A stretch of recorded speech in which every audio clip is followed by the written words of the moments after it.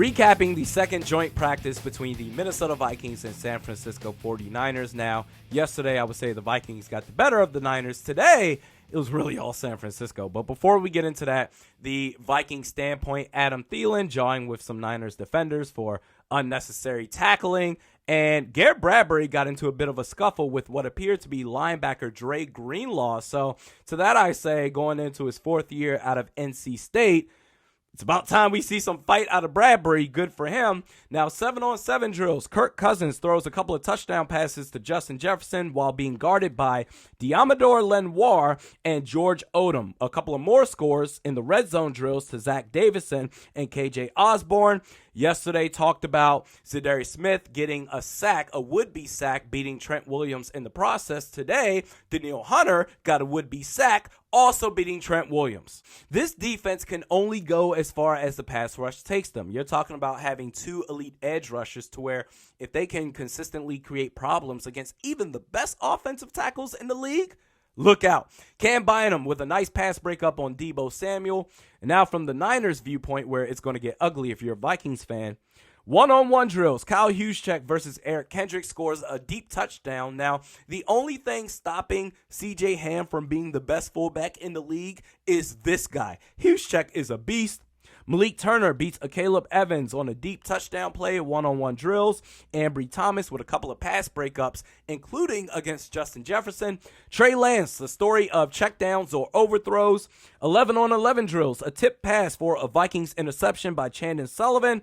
And Nick Bosa, the Vikings offensive line mightily struggled against the San Francisco 49ers front seven, but Nick Bosa, the sack daddy himself, was in the backfield all day long, and I'm sure I missed quite a few plays, but based off of the footage that I've seen, beat Christian Darrisaw for a would-be sack on Kirk Cousins. Now, you know how offensive linemen, they look straight ahead pre-snap? They know where they're going to turn after the snap of the ball happens, but ball snaps. By the time that Darrisaw turned and faced Nick Bosa, it was already too late. At that point, Bosa had his lead shoulder ahead of Darrisaw, and also Bosa beat Brian O'Neill for another would-be sack on Kirk Cousins. So he got sacks on both sides of our offensive line. Also got a TFL today, not to be confused with yesterday, because it fucking happened again.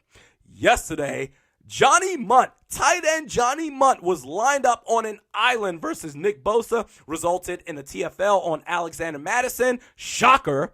Today, tight end Ben Ellefson lined up against Nick Bosa for what ended up being a TFL on Alexander Madison. Same protection scheme by the offensive line, same play, same result. But not to stop there, because on a separate snap, a pass play, Ellefson again lined up against Bosa, resulted in what would have been either a would-be sack or an errant pass out of bounds.